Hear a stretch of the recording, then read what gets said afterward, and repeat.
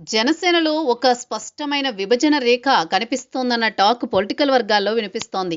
ఆ పార్టీలో జనసేన సిద్ధాంతాలు నమ్మిన వారికి, మెగా అభిమానులకు మధ్య ఈ విభజన రేఖ ఉంది. జనసేన సిద్ధాంతాలను అభిమానించే వారి కంటే మెగా అభిమానులకి ప్రాధాన్యం ఇస్తున్నారన్న కామెంట్ ఉంది. దానికి ప్రధాన కారణం నాగబాబు అనే టాక్ ఉంది. ఇది నేరుగా సోషల్ మీడియాలో సైతం అటువంటి పోస్టులే దర్శనమిస్తున్నాయి. నాగబాబు మెగా అభిమానులకు ప్రాధాన్యమిచ్చి జనసేన కోసం నమ్మిన వారిని అన్యాయం చేస్తున్నారు అనే విమర్శ వినిపిస్తోంది. పవన్ కు ఈ విషయంలో సరైన సలహాలు ఇవ్వడం లేదన్న ఆరోపణ ఉంది. అయితే నాగబాబు ఏదో ఆశించి పనిచేయడం లేదు, అలాగని తప్పుడు ఉద్దేశం ఆయనకు లేదు. కానీ ఎందుకు ఆయన మెగా చట్రం మధ్య ఉండిపోయారు.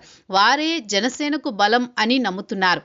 వాస్తవానికి ప్రజారాజ్యం పార్టీ విఫలం కావడంతో మెగా అభిమానులు రాజకీయాలు వదిలేశారు. పవన్ జనసేన ప్రత్యేక సిద్ధాంతంతో ఏర్పడినదే, అంతే తప్ప సినీ చరిష్మాతో ఏర్పడింది కాదు.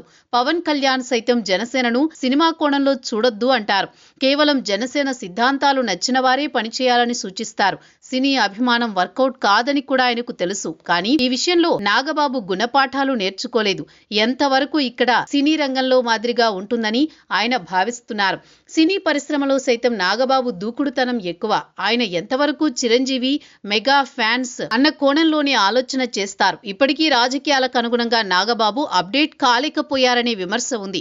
జనసేనలో మెగా బ్రదర్ది కీలక పాత్ర. ఆ కుటుంబం నుంచి పవన్ కు అండగా నిలిచిన వ్యక్తి కూడా ఆయనే. కానీ తన తమ్ముడు పవన్ ఎదిగిన తీరును నాగబాబు గుర్తించడం లేదు.